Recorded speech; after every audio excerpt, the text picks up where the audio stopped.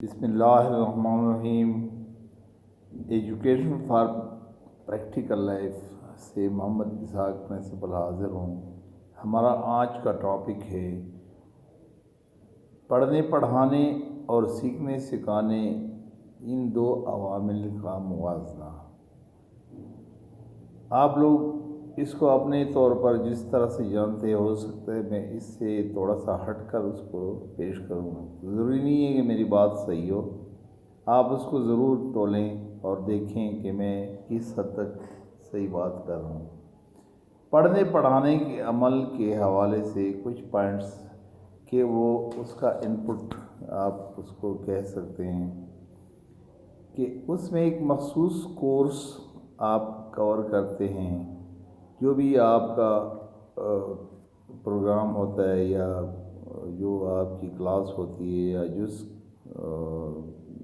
Category کی آپ education دے رہے ہوتے ہیں، اس کا اپنا ایک مخصوص کورس ہوتا ہے اور اسی کو آپ کور کرتے ہیں۔ اس میں دوسری بات یہ کہ اس میں ہمارا ٹارگٹ جو ہوتا ہے یہ ایک امتحان پاس کرنا ہوتا ہے۔ وہ بورڈ کا امتحان ہو سکتا ہے، یونیورسٹی کا ہو سکتا ہے، کوئی بھی ٹیسٹ ہو سکتا ہے۔ ہم اس ٹارگٹ کو اچیو کرنے کے لیے وہ کام کرتے ہیں۔ اس میں ہمارے لیے ایک تیسرا پوائنٹ یہ میں کہہ سکتا ہوں کہ ایک مخصوص سلیبس کے اندر ہمیں رہنا پڑتا ہے۔ وہ سلیبس جو بھی ہو بہتر بھی ہو سکتا ہے، اچھا اور کمزور بھی ہو سکتا ہے، لیکن جو بھی ہے ہمیں اسی کے اندر رہنا پڑتا ہے۔ اب اس کا ایک لازمی نتیجہ جو ہم اس کا کر سکتے ہیں، دیکھ سکتے ہیں کہ ہماری سوچوں میں ایک تنگی آ جاتی ہے۔ ہم زیادہ وسیع سوچوں کی طرف نہیں جاتے کیونکہ ہم نے ایک مخصوص چیز کو دیکھنا ہوتا ہے اور ایک مخصوص ٹارگٹ کو اچیو کرنا ہوتا ہے۔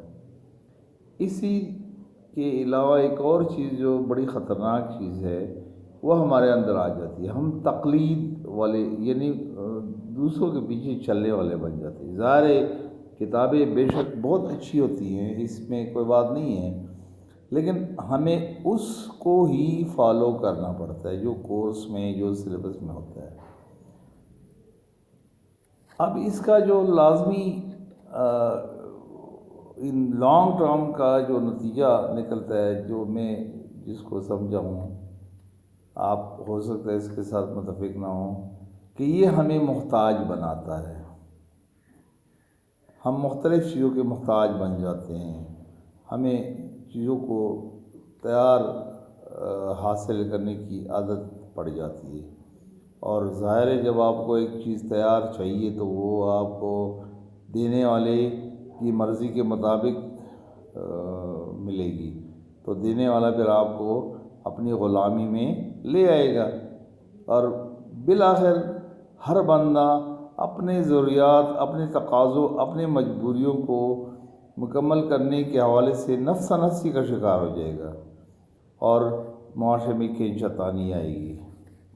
اس کے بدلے میں اگر ہم سیکھنے سکھانے کے عمل کو دیکھیں، اس کے بھی کچھ اسی کے ساتھ ریلیٹڈ لیکن تقریباً اپوزٹ ریزلٹس وہ انپٹ کے آئیں گے۔ ماحول جو ہوتا ہے اس میں بڑا اہم رول ادا کرتا ہے۔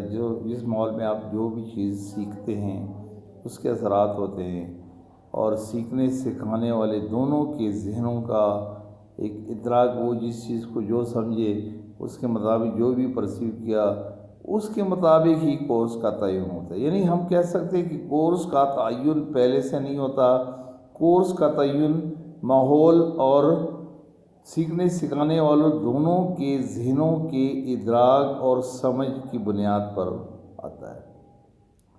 پھر اس میں ٹارگٹ ہمارا امتحان نہیں ہوتا بلکہ کام ہوتا ہے۔ ہم نے کوئی نہ کوئی کام کرنا ہوتا ہے۔ ظاہر ہے جب ہم نے سیکھ لیا تو اس کو پھر امپلیمنٹ کرنا ہوتا ہے۔